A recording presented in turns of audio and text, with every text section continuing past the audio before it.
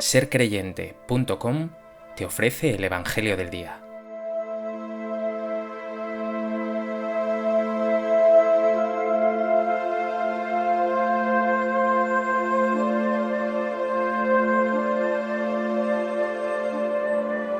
Del Evangelio de Juan. Después de que Jesús hubo saciado a 5.000 hombres, sus discípulos lo vieron caminando sobre el mar.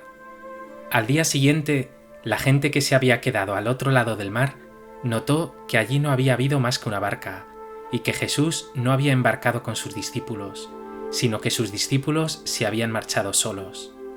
Entretanto, unas barcas de Tiberíades llegaron cerca del sitio donde habían comido el pan después que el Señor había dado gracias.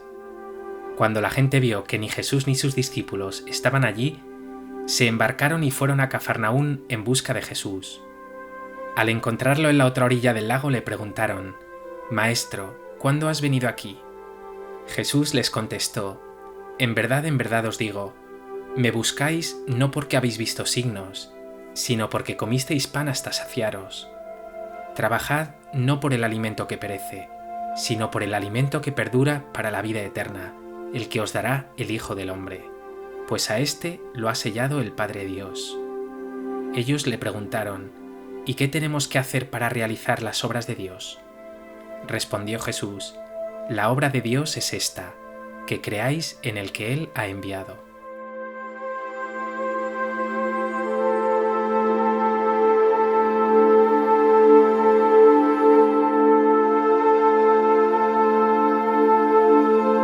Poco antes del texto que nos ofrece el Evangelio de hoy, Jesús ha realizado un milagro increíble: la multiplicación de los panes y los peces.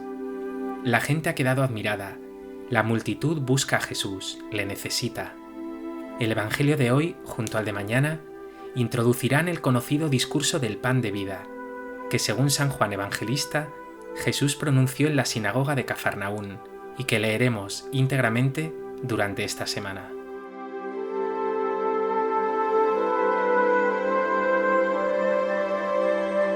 A propósito de este texto del Evangelio de Juan, me gustaría compartir contigo 3 reflexiones.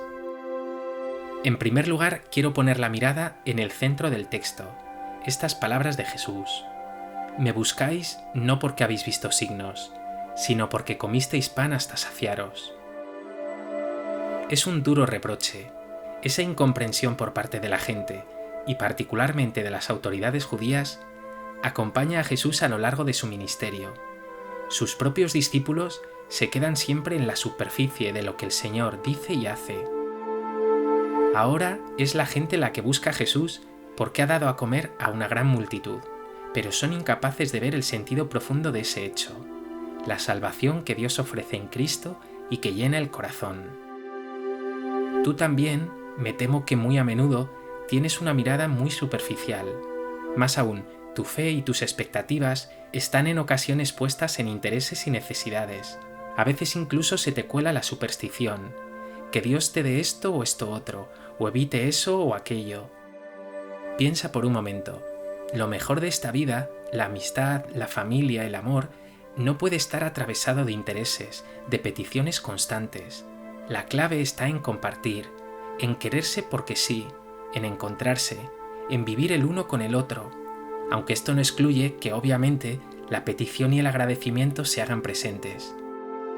Ahora pregúntate, ¿crees que en tu relación con Dios hay demasiados intereses, incluso superstición?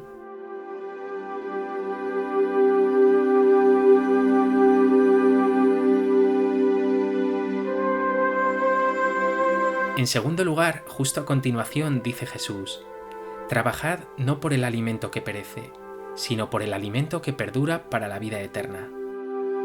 Esa pobre gente busca a Jesús porque ha llenado su estómago de pan y pescado. Seguramente esperan también que pueda ser ese Mesías Rey que les liberará de sus yugos. Los impuestos, los romanos, la pobreza, su miseria. Jesús quiere sin embargo llevarlos más allá. El alimento que no perece, es decir, que nadie te puede robar, es otro: la fe, el sentido, la fortaleza, el ánimo, la esperanza, la fraternidad, la vida eterna. Pero ¿quién puede darnos esto? Lo dice claramente Jesús: os lo dará el Hijo del Hombre. Sí, en la fe, que es siempre encuentro personal con Dios, hallarás todo eso que necesitas, y sin lo cual todo lo demás es superfluo. Lo dijo el Señor ante el diablo durante las tentaciones: no solo de pan vive el hombre. Piensa cuántas personas que viven en la abundancia de comida, de bienestar, incluso de fans, de followers, viven sin embargo en la apatía, el vacío e incluso la depresión. Y por el contrario, cuántas personas humildes, insignificantes para el mundo, tienen una riqueza inmensa en Cristo, que las sostiene con su apoyo, su providencia y la vida eterna que les será dada un día en plenitud. Pregúntate tú, ¿de qué alimentas tu vida? ¿De cosas muy superfluas, muy de aquí abajo, que te dejan vacío? ¿O del alimento de Dios que es siempre fe, fraternidad, solidaridad, esperanza?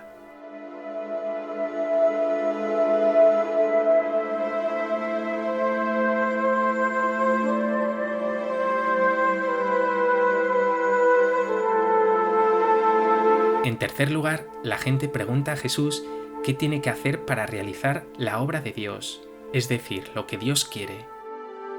Los maestros judíos tenían al pueblo acostumbrado a que para hacer lo que Dios quiere, para salvarse, tenían que llenar su existencia de oraciones, ayunos, limosnas, ritos, purificaciones, sacrificios, diezmos. Ahora Jesús responde con una frescura, una radicalidad y una novedad impresionantes. La obra de Dios es esta, que creáis en el que Él ha enviado. Lo que Dios espera de ti no es que hagas muchísimas cosas, que seas un gran cumplidor, sino que creas en Jesús. Y creer en Él, ya lo he dicho muchas veces, no es solo aceptar unos artículos o celebrar unos ritos, sino tener una relación intensa, personal con Él, encontrarte con Él, amarle a Él, dejarte amar por Él. Y por supuesto, vivir como Él, tener su misma hambre de justicia y de paz, amar como Él a tus hermanos. Esta es la obra de Dios. ¿Tienes claro que vivir la fe es vivir con Jesús y como Jesús? ¿O sigues enredado en tus méritos, en cosas externas que dejan tu corazón finalmente hambriento?